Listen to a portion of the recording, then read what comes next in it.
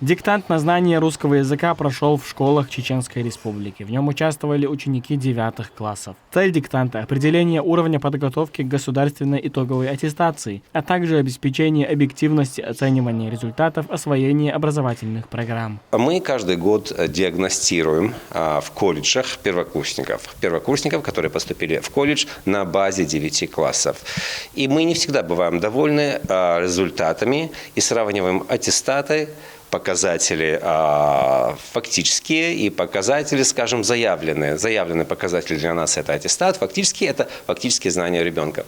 И поэтому мы организовали этот диктант. В нем примут участие все обучающиеся, около 32 тысяч человек.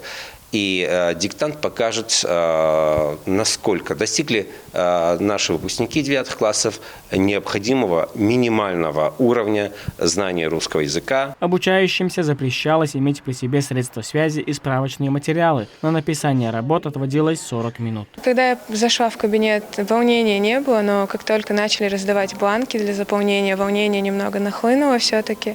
Но к концу диктанта уже более спокойной была. И все идеально прошло, да, могла.